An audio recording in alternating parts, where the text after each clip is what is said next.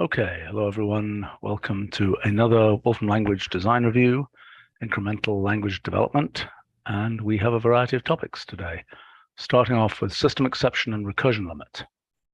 So, I really rather like what Danny has come up with here. I don't know what other people think of this.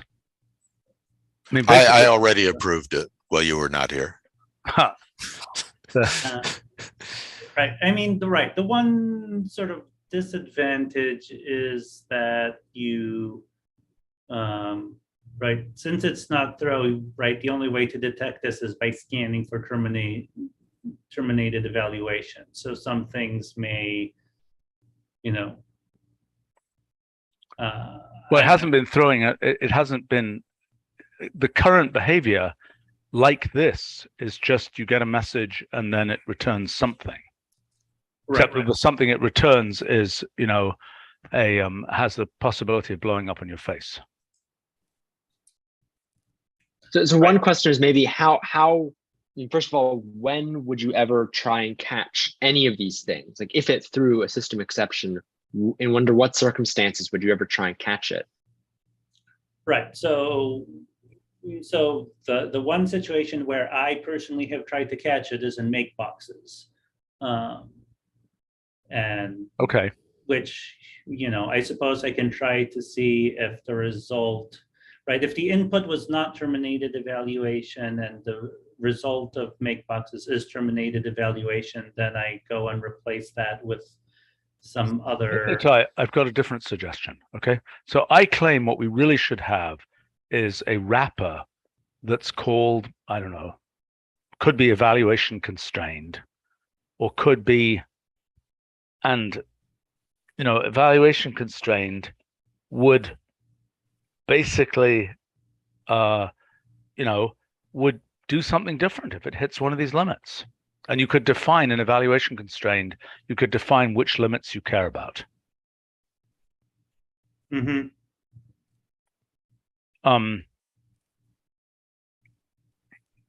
And to me, okay, so let's just take a look. So first of all, I think we should typeset terminated evaluation slightly differently. I think it should be more obvious, more pinky, so to speak, that it's kind of a weird, a weird thing, so to speak. Comments from people? But I really like what it's doing here. I mean, in other words, I've got a long computation, something goes wrong, it cauterizes itself, and, this is what we get. It should be failure queue. Probably so, yes. Well, that's an interesting, this is a Jira ticket that I think this has been assigned to me for like a year or something like that.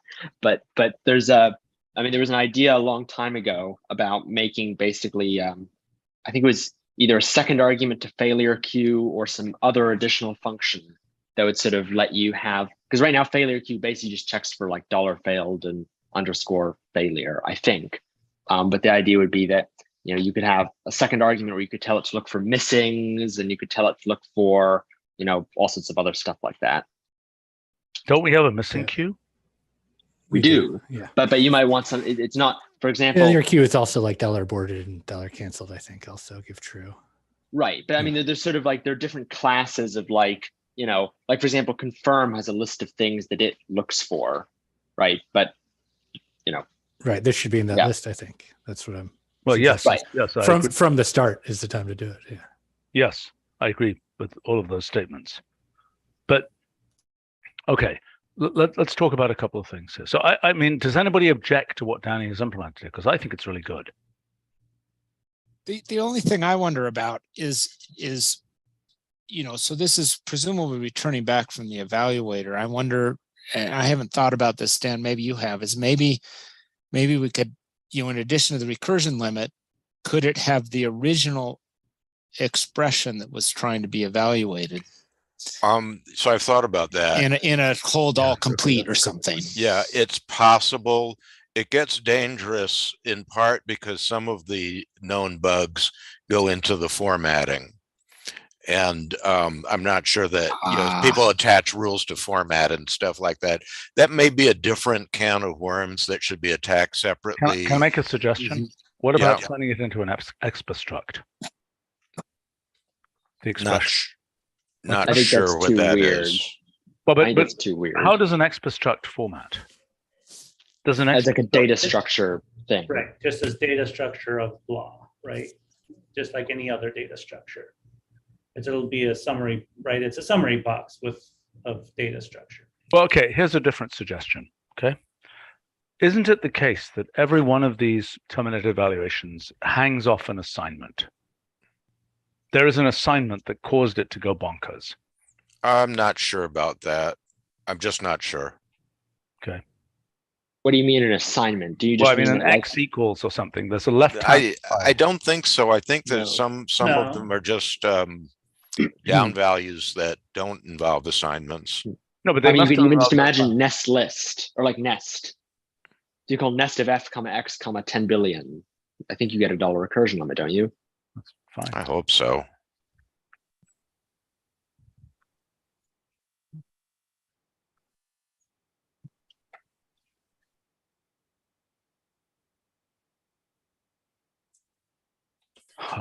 Well, that's an even weird. Oh, but that's because the box, the elided box is blowing up. I mean, it is nice. I agree with Rob. It is nice to be able to see some idea of what actually, I mean, this is safety first, so to speak. But it would be nice to be able to see something. If it wasn't typeset in it and you could just query it out, would that solve the formatting thing? Right, that's what I'm wondering about. Well, is there any safe formatting that could be done? Even if the formatting was bad, and by the way, you're clicking horribly. Sorry, I'm trying your example or a form of it. Okay. Having recently dropped in, I now know your actual keyboard configuration. Okay. Crazy, but that's all right. It does have a reverb, doesn't it? Yes. Okay.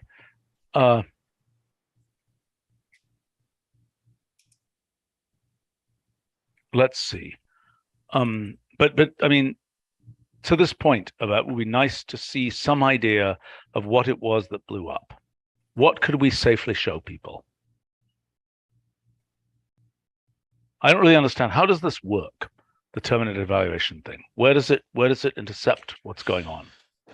Same place that recursion limit has always been intercepted.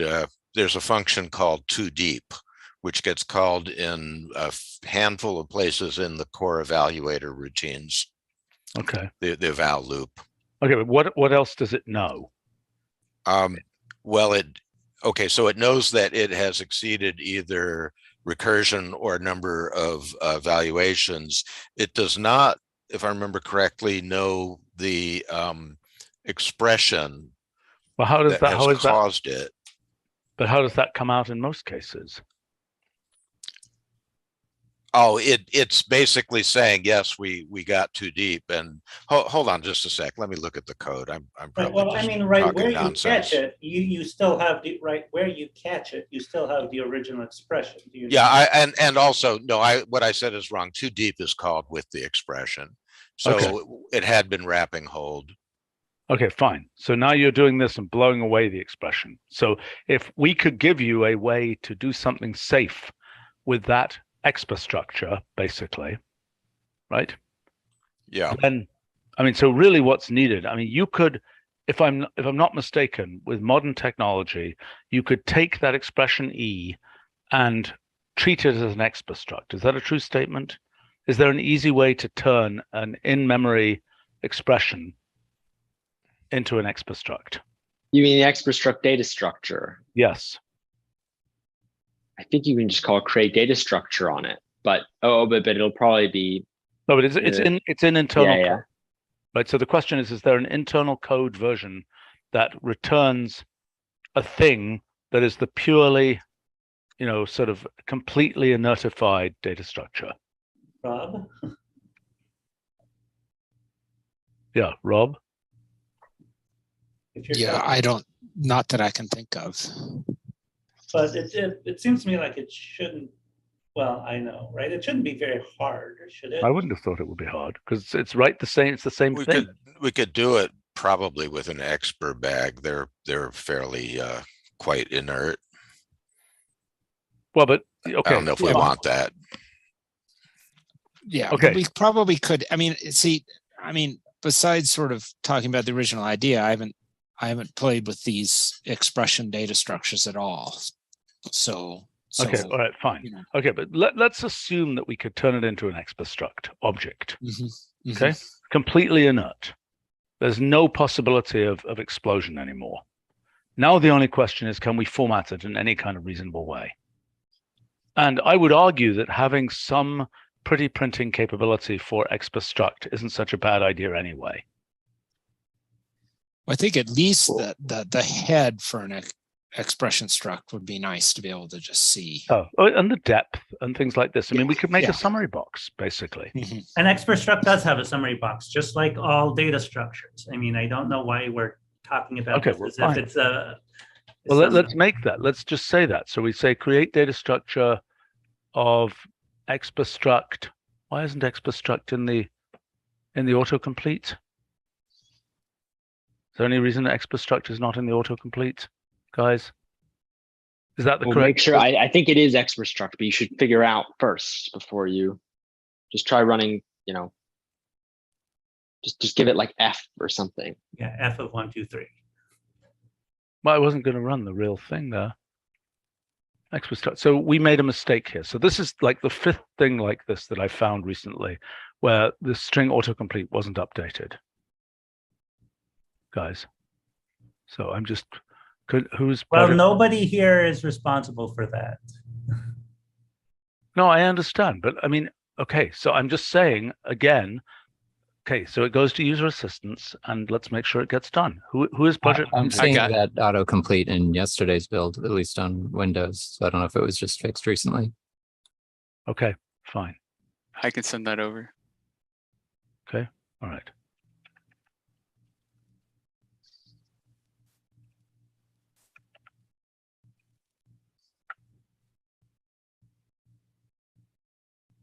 Rather uninspiring information about the XPastruct. But yeah, I mean, look, a slightly prettier version of that where, I'm sure we can take that and say depth here. Well, whatever.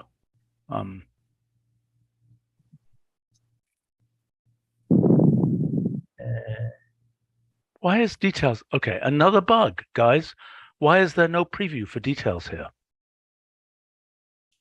See what I'm saying? Why do you ask questions of people who have no ability to answer them? You're Well, not because I'm responsible not- for the documentation build. Right, because I don't actually know who's here, and I'm also hoping that whoever is project managing will and consider the question partially rhetorical, Okay. depending on who's here, right? Okay, I so got that too. okay, fine. I'm surprised there isn't a depth thing here, and arguably that should be added. Can we suggest that also, please? Does that make sense? Avery, did you get that? Did Yes. you get that? Yes. Yes. Okay, so I mean, if I do this and I say head, we'll certainly get that. But is it clear that we always want depth here, or I don't know what we want. I mean, look, what we want is if we can turn it into an XPastruct, then we can pick out certain things to put in the summary box safely, because it's a completely inert object. We just go walk it. No, you don't know that.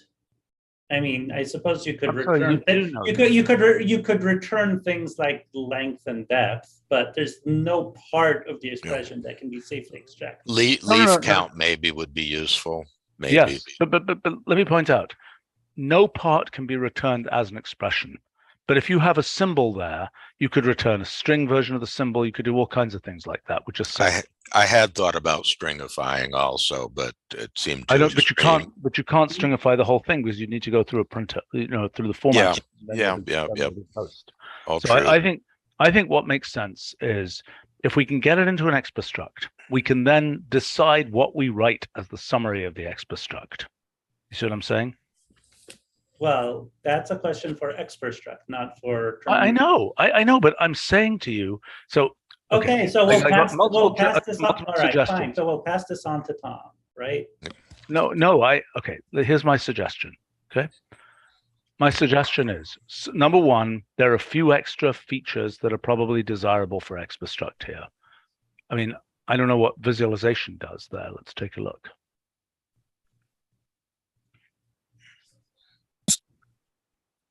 That's super dangerous. Right, so that's going to blow up in the case of these deep things. Well, is that actually containing the expression, or is that a string? Well, I'm sure it's a string, but I'm sure it went through the formatter to get that. And that can blow up. Yeah, right. With format rules. I will have a suggestion as the person who kind of definitely hijacked the agenda to get this on it. What I think would be helpful is to get the current version, if it's okay, to get that into our builds so that we see what we see. Yeah, I think it's fine. But we can, I'm perfectly fine with going and changing it. Avery can make a jury ticket for me. I've got several suggestions here. Okay. Point one, I think somebody, and it could be from, I mean, I don't know exactly where this gets done, should try and make, as a WFR, should try and make a thing that's an exp struct summarizer. Am I making sense? I have no idea who would do that. Honestly. I mean, what do you mean by summarizer, though? You mean just make some box thing? Yes, make some box thing that tries to do something intelligent but safely on an exp struct. Like it says how many leaves it has, it says its depth, it says its overall head, maybe it says what symbols it has in it. I don't know. But it, just tries to make some kind of convenient thing that could be put in a box. So, okay, maybe a naive question. What is the advantage of using exp struct for any of this as opposed to just like a hold complete? It doesn't format. Yeah, that's the problem. You can't format it. As soon as you get inside the hold complete to format it, it blows itself up. I mean, this is a deeply unsafe object. I mean, but then maybe we can just have another symbol with attribute hold all complete that doesn't format, or maybe it. Can't the formatting just be owned by the terminated evaluation? Just don't display the second thing. Just show ... or whatever. Well, right, but okay. I'm simply suggesting the mechanics of how we do this. That for the sake of our code, if we can return it into terminated evaluation, whatever, as an exp struct, and then we call some formatter on it, then potentially it might be useful to get out the exp struct form. If you want to do debugging, if you really want to know what's in there, the exp struct is a nice safe thing that you can do as an advanced debugger. You can actually use. But then to have the default version of what happens be some safe pretty printing of an exp struct, which will be a useful thing to have anyway. I'm making sense. I mean, to have a pretty printer for exp struct. I mean, right now visualization is a naive pretty printer that I'm sure just throws it into the formatter. But it's a safe, safe displayer, which could be, we could succeed in giving the first few levels. I don't know. I mean, if the safe displayer is carefully written, it could go a fixed number of levels down. It could produce input form of things, it could do all the right things. I mean, producing something that looks like, this thing at the top here will be magnificent. Or something, a bit like that with a, that will be magnificent. But we don't want to do it unless it's completely safe to do it. Does this make sense? Yeah, and I think we could set up a depth and length limit, or maybe a total limit that Fine. The Fine. expression. I don't know enough about formatting to really say much other than it also has deep recursion crashes, which have not all been thwarted by these changes. So I'm not sure we can make that so safe. No, That's Say substantial. it again. No, it's Say it again. yeah. What I'm saying. You have an expostruct. The expostruct is 100% inert. Okay. Just it's as inert as a string or anything else. It has no ability to have its pieces evaluate in the evaluator unless you choose to pull them out and feed them to the evaluator. Okay. So my statement is don't do that. Go straight to boxes that are, again, themselves, I hope, inert. No, that's not true. I mean, if you're trying to format it, I mean, you can extract certain properties and display those properties. Like you can create a summary box, but you can't actually display the contents without formatting. What I'm saying then, Itai, is this. I'm saying at the very least, create a summary box. Okay. We may be able to. Box. What's that? It's a stupid summary. It's a limited summary box, but that is a summary box. Which one? The one that says data structure of open bracket block. Sure. But I think that I don't think we should explicitly show the data structure thing. I think it should be a summary box that is, a terminated evaluation summary box that one member of which could be the raw expostruct. Okay, so this becomes a box which is somehow pinked, and it says, I don't like this at all. Which aspect of it? The attaching formatting rules to terminated evaluation. Right. The whole point is we just got into trouble by evaluating things. I know. I'm telling you, don't evaluate anything. You can't run make boxes without evaluating things. I know. So I'm not saying. I'm saying don't run. What you get back from terminated evaluation is the string recursion limit together with a completely inert expostruct object. I understand all that, and I think that's what the user should see. Why? It's really hostile. I mean, why is it hostile? It's exactly what they. I know, but look, we should improve the summary box of the data of the expostruct. Well, I think it should be a custom summary box for the terminated evaluation case of expostruct, but that's a minor issue. I don't think we want all of the stuff like in the typical expostruct, you really don't care about safe visualization. It doesn't need to be safe. There's nothing going to blow up. But in this case, we know it's going to blow up. So we have to do something that's safe. We have to make it not a full visualization of the expostruct. We need it to be some kind of skeleton visualization of a nature we don't completely know, but we want to go wherever we can go safely, we should go. So if we can get the first 3 levels of heads safely as strings and things, we should do it. If we can't, then we don't. I don't know. I haven't thought it through. But look, I think I think we should get terminated evaluation. The first argument is that recursion limit string or whatever. Second argument is the expostruct. And then hopefully we can display that whole thing as a summary box that is a terminated evaluation summary box that indicates that something went wrong. It's a pink summary box of some kind. Well, then it's not a summary box. Okay, fine. Then it's a modified summary box, just like the fact that a zero precision number, a negative precision number is a pinked thing, which I think is quite successful. Like, because this is something went very wrong and it's a meaningless object kind of story. If it's a meaningless object, why are we returning it? Because it's useful for debugging. Then it's not meaningless. Okay, whatever. Nor is a negative precision number meaningless. Right? I mean, it's the same story. It's the same type of thing. I mean, if I say 0 backtick minus 10, is that going to do the right thing? How do I get the thing that is the pinked version? Or is it plus 10? Anybody? Rob, you must know. You can't do it with exact zero. I have a 0 point there.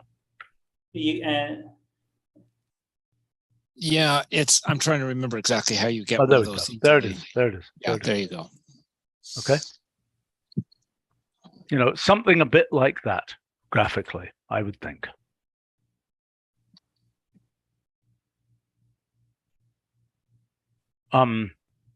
Nick is making the suggestion here in this chat of why don't we have a wrapper called disable formatting? We do have one. What is it?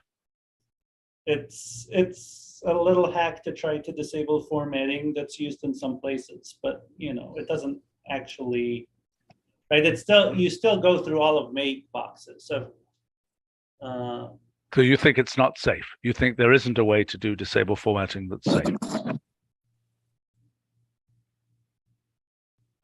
I'm not convinced. I think it's worth looking at because it might be an easy thing to do here.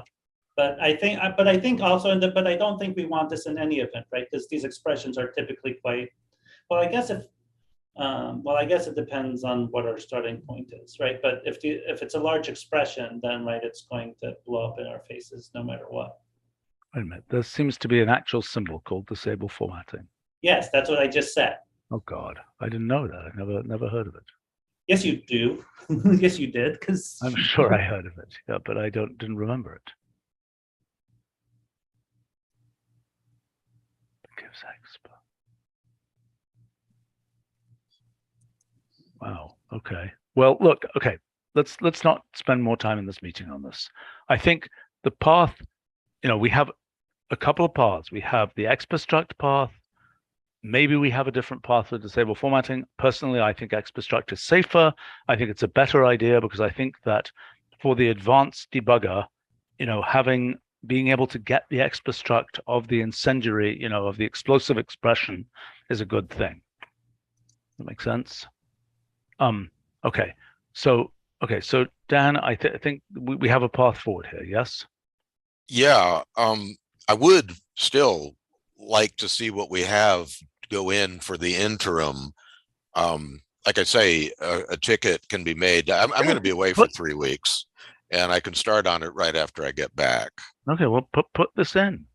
Put Okay. in what you have. Try and figure out how to get the expastruct thing in there. I've said Yeah, this no, I'll look at that. I think Okay. I think it's viable. Okay, fine.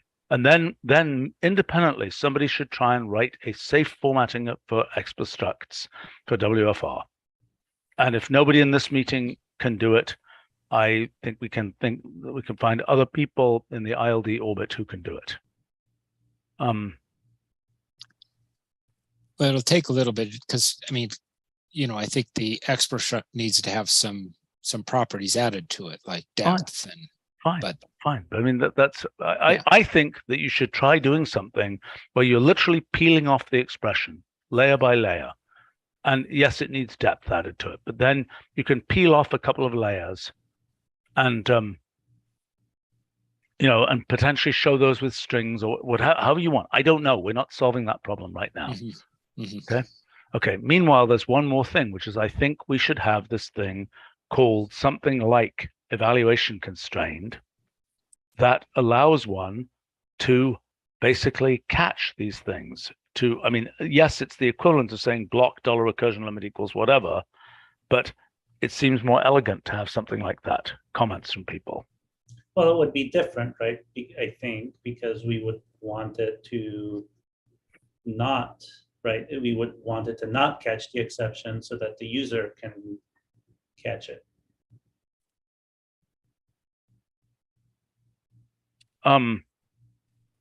In which case, I'm not sure that constrained is the right word.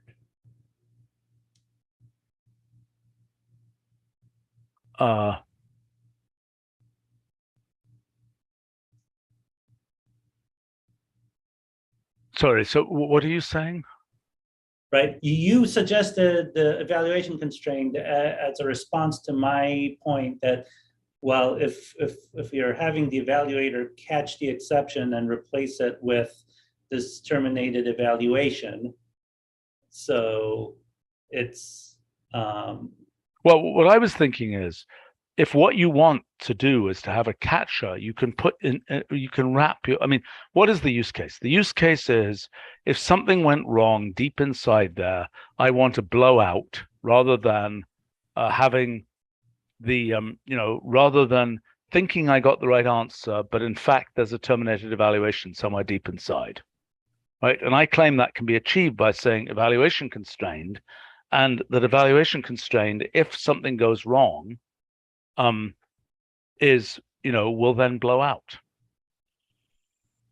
Yeah, I think that can be done by setting, you construct this Dan's expression, and then immediately on construction of that, you throw an abort.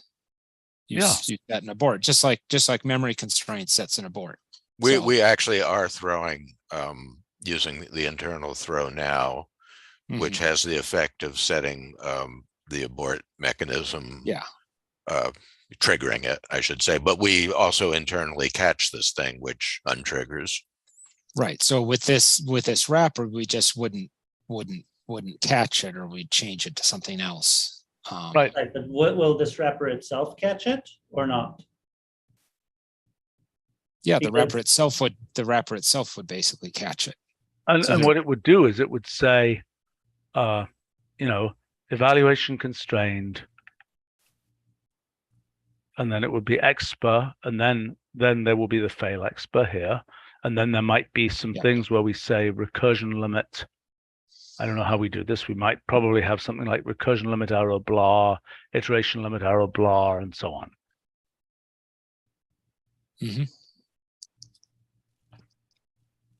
Nick, you can speak. You've written a long essay here. Just a comment about expr struct and my confusion. How you actually store the inert expression inside of it? If you already have something, but they don't want to evaluate it. Sorry, say that again. You have to wrap it in hold and then extract it. Yeah, I mean, I think that otherwise create data structure would have to be made a hold rest function. Oh, you mean how you for get lots of data structures? Yes. Right. But unevaluated wrapper, why wouldn't it work? I think it should work. That maybe should work. Yeah. If it doesn't, it should. Splatteroo. Get rid of the part. Yeah, that's wrong. That should work. Right. That was an expr struct of 3, probably. Yes. Yeah. Well, I think that doesn't work because create data structure is Wolfram language code as opposed to being done in C code, and so things end up getting evaluated multiple times. Well, I mean, it should be possible to make it work even in Wolfram language code. The question is, how much effort is it, and is it justified? Right. Yeah, exactly. Well, as somebody who regularly does such things, because that's the only game in town in make boxes world, I know it is possible. It's just a pain. All right. Okay. Yeah. Okay. Anything more to say about this? I mean, so Dan is going to look at terminated evaluation and evaluation constrained. Make sense? Okay. What was the first one? Terminated evaluation. Okay. So, well, we have that now. I know we just went through what we need to do to enhance it, right? Wait a sec. This evaluation constrained. Yes. That's the part I'm balking a little bit on. I didn't realize that was. I thought that this was a separate bit of new functionality. It is. I'm just suggesting that given that you're going to do terminated evaluation, that we could consider adding this at the same time. Since it's no, we cannot consider adding it at the same time. This is not a small new project, and it's really, in a sense, orthogonal. Okay. Not really, not entirely. So because guys, could you discuss it offline then? Okay. I don't. If it turns out it's super hard, but I don't think you know. Let me back up one step. Adding the expr struct might not be insanely difficult to get that into the terminated evaluation expression. Good. Adding evaluation constrained as a new function is a different matter entirely. Okay, why don't you think about it? Because I don't think Okay. it doesn't seem like it should be that hard, but I don't think we can figure that out instantly. We need to move on, please. Okay. Okay. I have to Submatrix. go to another meeting. Bye. Thanks, Itai. Submatrix replace. Okay, so now what isn't this? Is this Brad's thing? And if so, is Brad here? Yes. Yes to Yep, I'm both. here. I mean, if we just want to pick up the discussion from yesterday, remember we were talking about possible multi-way evaluations that aren't confluent. Yes. I think that this comparison here with sequence replace, it gives an example of that. Okay, so hold on a second. So sequence replace. What the heck is sequence replace? Okay, we've got this issue with string replace, with pattern matching in general, of what happens when there's an overlap. Like for example, with string replace, we have this mechanism, right, of saying string replace of, let's say, A, B, B, A. No, just AAA, arrow, AA goes to X. String replace list, maybe. And then we say overlaps goes to true, if I'm not mistaken. Oh, it doesn't have an overlaps. I thought string replace had an overlaps. Anybody know what I'm talking about here? Maybe just assumes overlaps always true.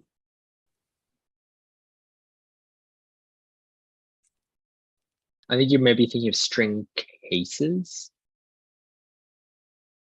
Maybe I am. Well, let's look at what overlaps. I'm not totally sure what string replace would do if there was an overlap. Yeah, you're right. But string replace list could deal with overlaps. Yeah, Is there just a string assumes that replace list?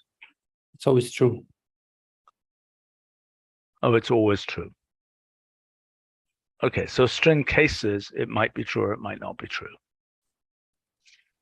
So in this case here,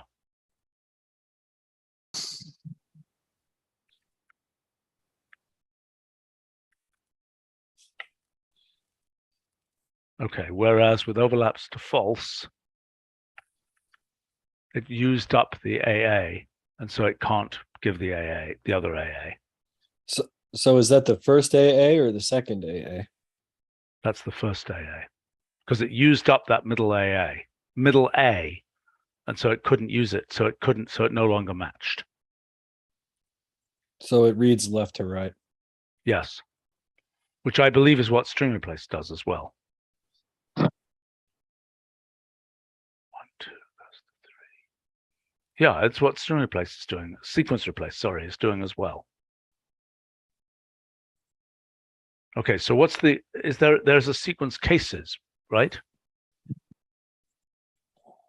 If I do sequence cases of this,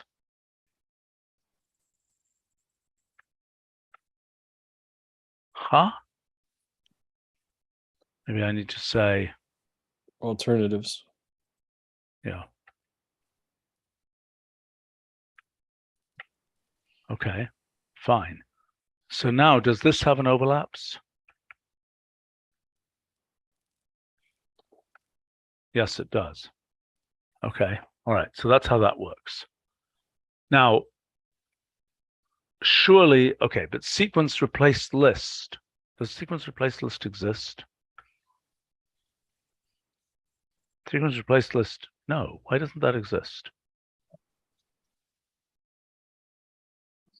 Am I confused here? I mean, isn't sequence replace list kind of a quintessential, what we're doing in multi-way systems thing? Isn't that correct? What would be a difference between sequence replace and just a replace with some sequence patterns? It's just more efficient, right? I think so, and it's easier to set up. That's it.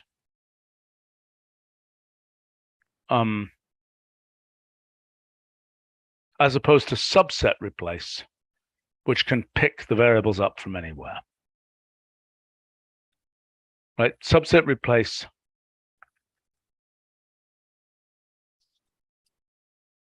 Here, if I say 1, 2, 3, and then I say 3, 1 goes to X, then I get that, right?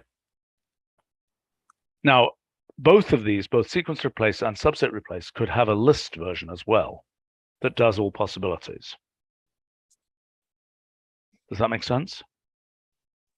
Yes. And that seems worth having. I mean, it's at least in that corner. But now,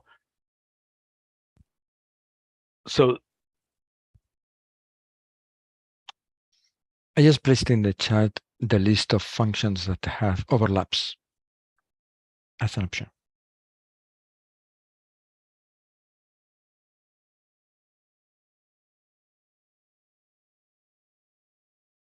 okay. Okay. All right. So let's talk about submatrix replace. What is submatrix replace? It's the generalization of sequence replace to multi-level lists. Is that true? Kind of, but the sequence replace, it doesn't need to be strict about the replacement rules having the same length. But if you try to, mess around with the lengths on the replacement rules. Yeah, I understand. It's not going to fit. It's a tile that doesn't fit. Yeah. So what's the relationship between submatrix replace and substitution system? Well, a substitution system will basically can grow something, but in It this can also just replace, can't it? And if I say substitution system, I mean, I'm not sure that this is the right thing, but I mean, if I say this, and then I say that thing, comma,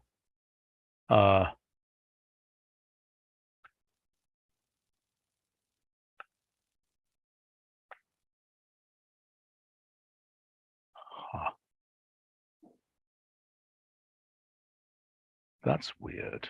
That looks like a bug. That looks like a bug where it should take the non-listed. Woo. maybe you have the arguments backwards. Oh, maybe I do, yeah. Good point. I absolutely do.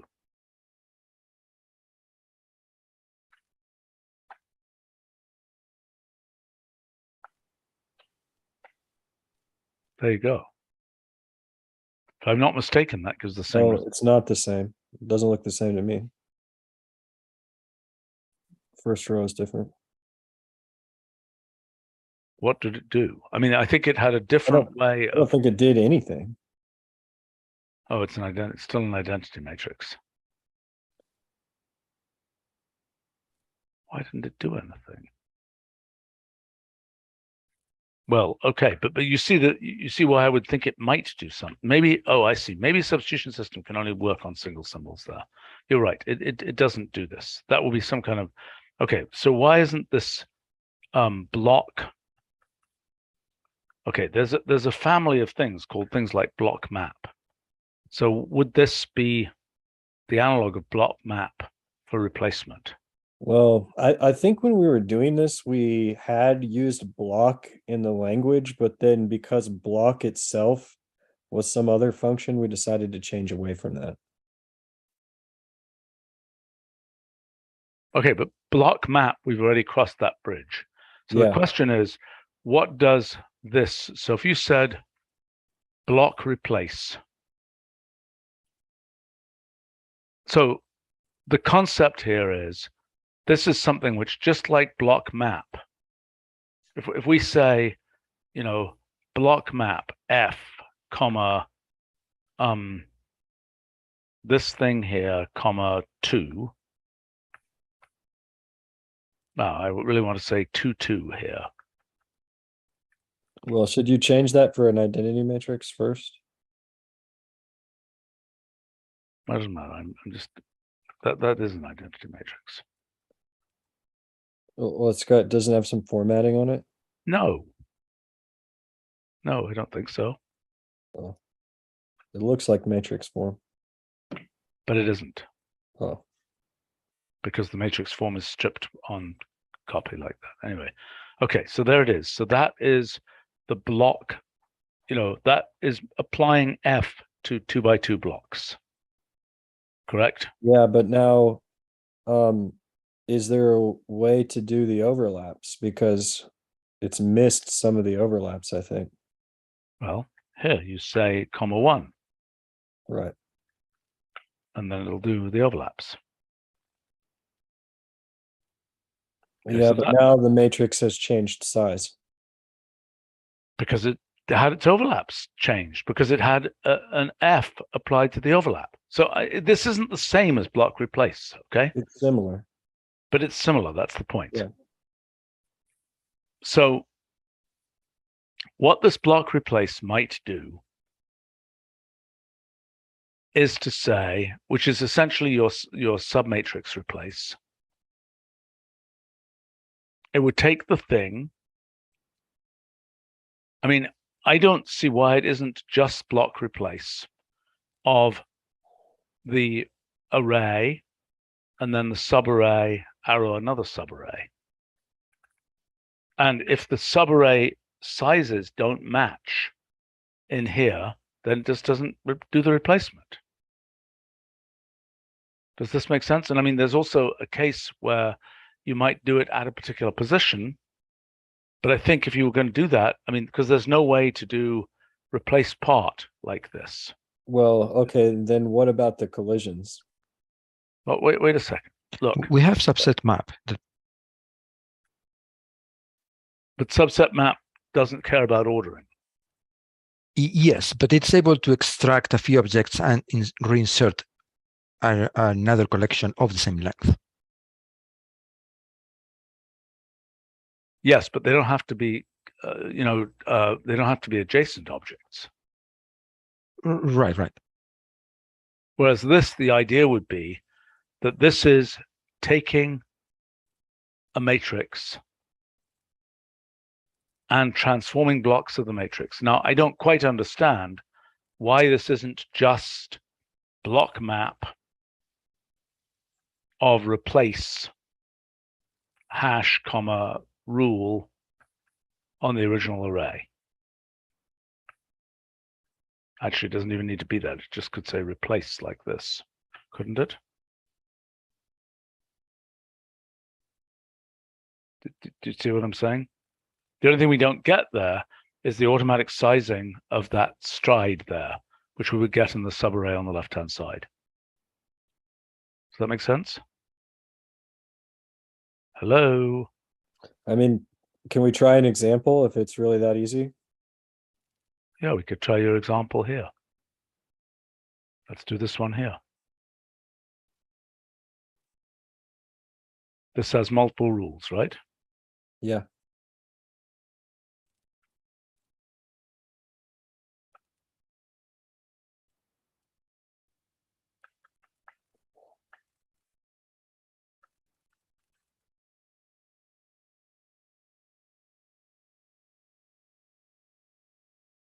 What's that doing there?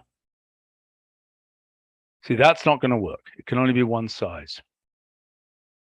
Oh, Right. To work with block map, it can only be one size, okay. right? Because it's pre-breaking it, then it's doing it. Yeah, submatrix replace. No, I understand. I understand. So it does something slightly different because it's using the sizes from the oops. So now we have to say 2, 2, like that. Great. Well, whatever. Okay. I don't know why it did that, but I mean, again, Well, it's not finding offsets then. we can ask it to find offsets, but this is still Then when it stitches them making back an object. together, it's going to be wrong. Yeah, it's not stitching correctly. Right, because block map is just doing the replacement. It's not doing the restitching. Right. If you ignore the offsets, it could stitch back, but if you don't, then it can't in block map. Yeah, there needs to be an array flatten here to restitch it. Am I making sense? Guys, you're very, very silent today. Yes, that Yeah, makes I think that makes sense. But I mean, I think that the submatrix replace makes sense as a standalone thing.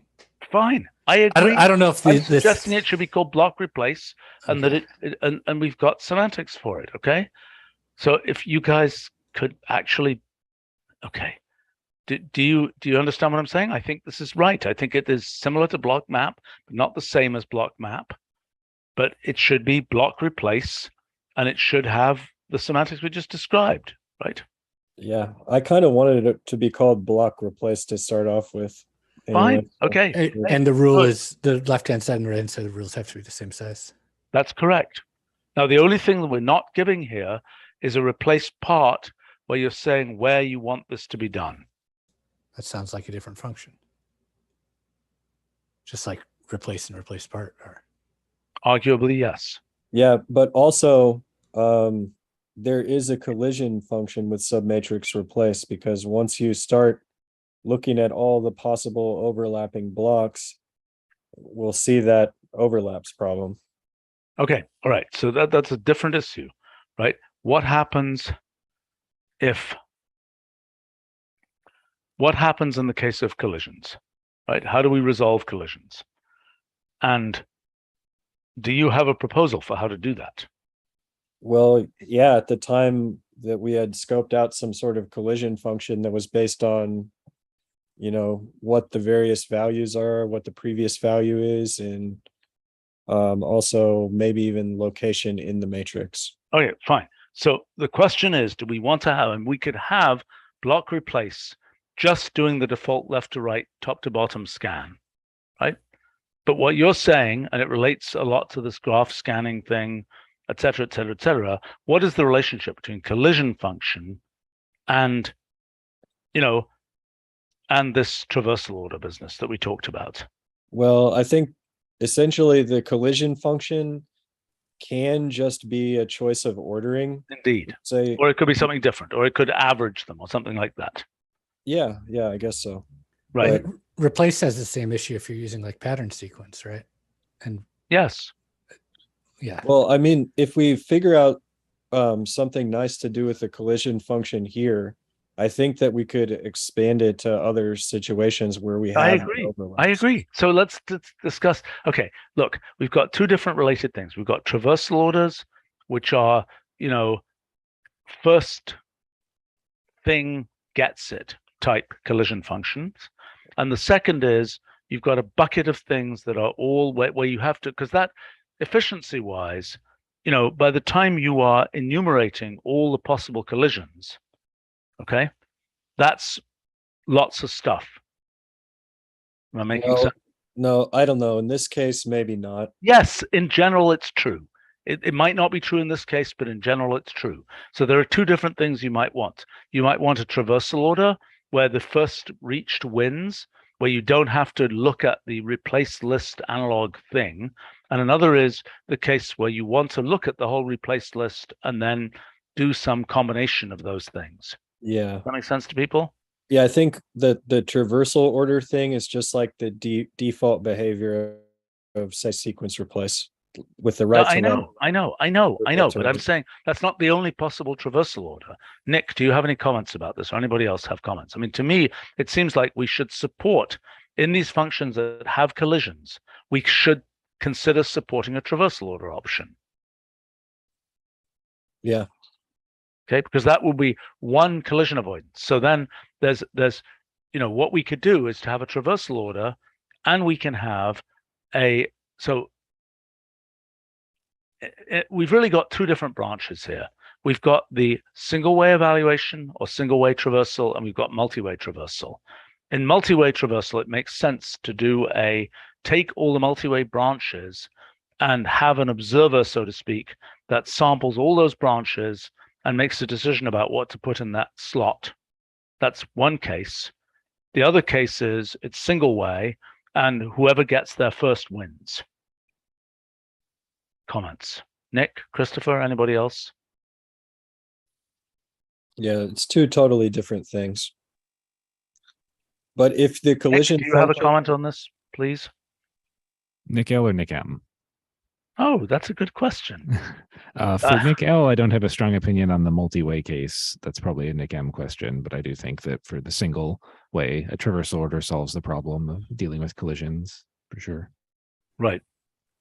Nick M. And for the multi-way case, it's kind of, I don't know, the one thing that can solve it, it's that when you're doing a replacement, there's kind of two ways you can go after it. So you can either go breadth first or depth first, right?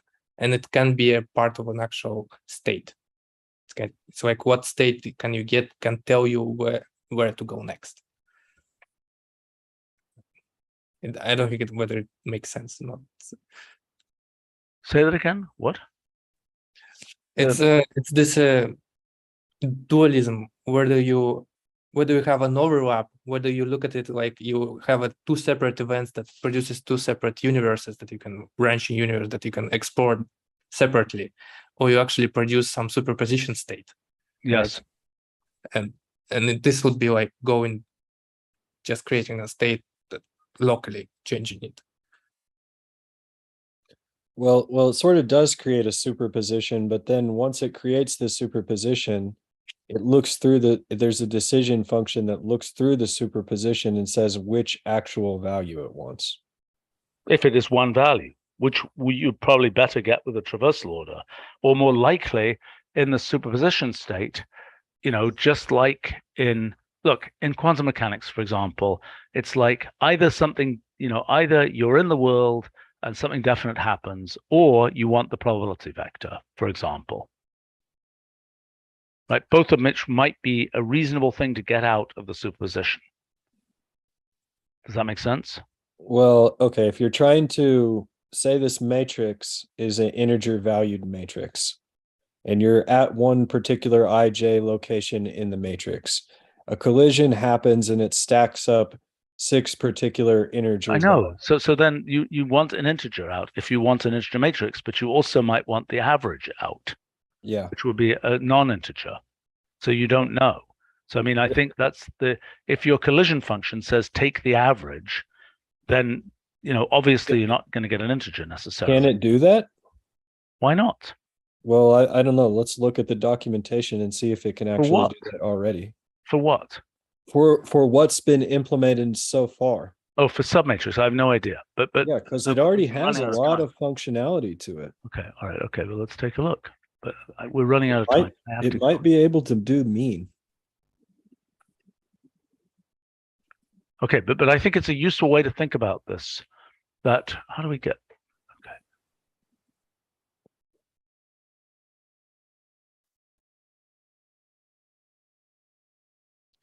Yeah, so right now the collision function is saying it takes first of number 2.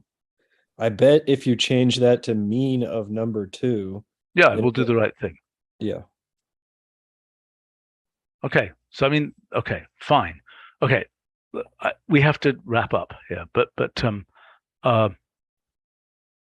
think the main conclusion here is we've got an interesting story of collisions, the single way traversal order story, or the multi-way superposition type story.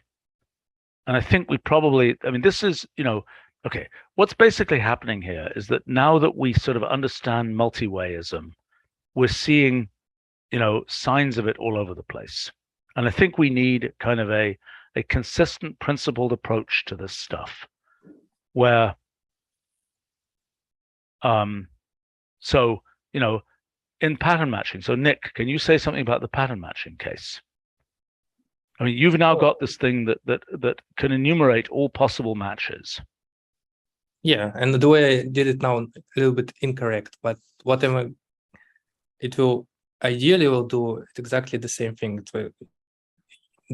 Each pattern matching produces an object that tells you where to go, whether you should create a superposition or just go like breadth first for a next match that you want to go, right? Mm-hmm. So something like that. It's like it should be a generator that each of the pattern matching tells you. It's like you want to get n results from it, and each result tells you which the appropriate direction you should follow in order to get it. Either it's an alternative and you go breadth first, or it's some kind of sequence and you should go depth first in order to get a single result. Yeah, I understand. I mean, I'm not sure that that's okay. This requires more thought and a different separate meeting.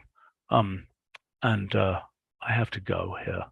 And I think, why was this scheduled? Oh, I think we were late starting this meeting.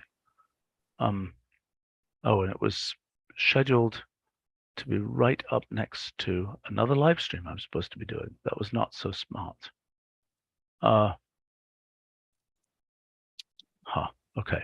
Well, all right.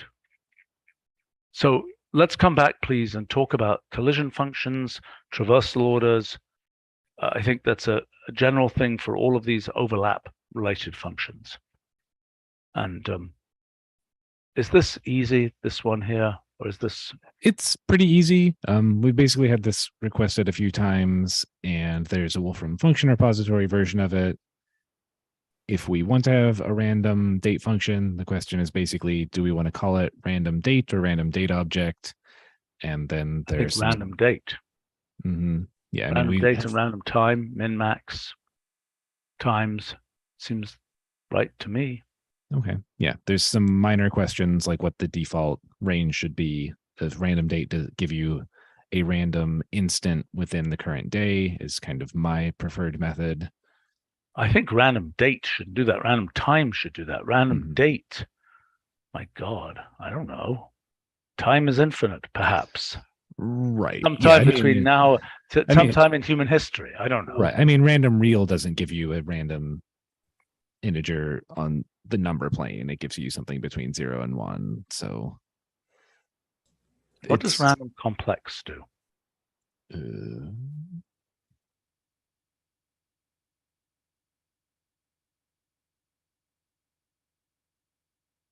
Yeah, between 0 and 1 as well, with an imaginary and real part.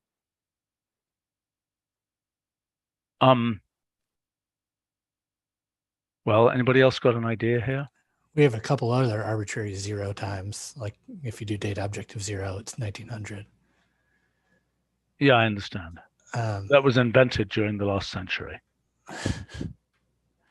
Okay. Well, anybody else? I don't know. I'd say a random moment in the current year would be pretty reasonable. I think the two candidates are either within the current day or within the current year. Okay, so why don't we plan on that? Random date within the current year, random time within the current day. Okay. I have to run. See you guys soon. Sounds good.